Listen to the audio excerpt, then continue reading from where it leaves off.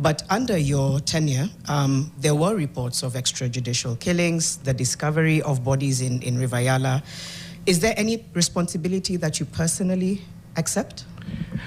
No, because you see, today, actually I was counting this last time when I was member the news, and I knew you would ask me this question. So I counted how many times I've answered it.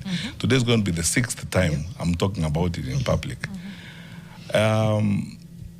You know, in the security sector, and I want to go over this very slowly, the most demanding of responsibilities for any government is security sector responsibilities. One, because the president's foremost responsibility constitutionally is to protect the lives of the people of Kenya.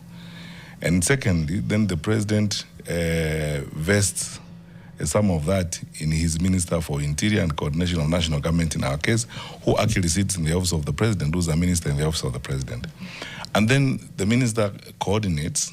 I'm careful about my words, not supervisors, because we're in the context of a new constitution where the police department is an independent institution under the law, superintended over by Chapter 15 commission called the National Police Service Commission. The minister actually, unlike it used to happen in the past, the minister cannot willy-nilly appoint, fire, or move a police officer of any rank under the law. So what happens is the minister coordinates on behalf of the president and then reports to the National Security Council. And responsibilities in the security sector are both individual and collective. And that is why, I don't know whether people know this, the police have got, this size of standing orders that guide actions of the police and so on.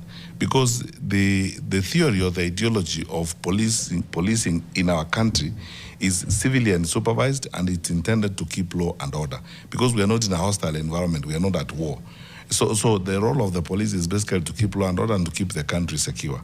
What that means is that the police are trained, hired, and they know that every responsibility they take is graduated either at a collective level, that's why the commander takes responsibility, or some of it is individual in terms of how they act from one point of time to another. So crimes happen. And that is why the police have standing orders. It's because everyone knows that an individual police officer may actually act outside of the law or outside of the standing orders. Just like even in a church, the clergy have got canonical provisions on how they will conduct themselves, so that when a member of the clergy is involved in an extramarital affairs, is disciplined based on those particular laws. Also, in the security sector, that is how it works. That is why in the police department, there is what is called an orderly room proceeding. When police have done certain things, they are disciplined within the police service. In the case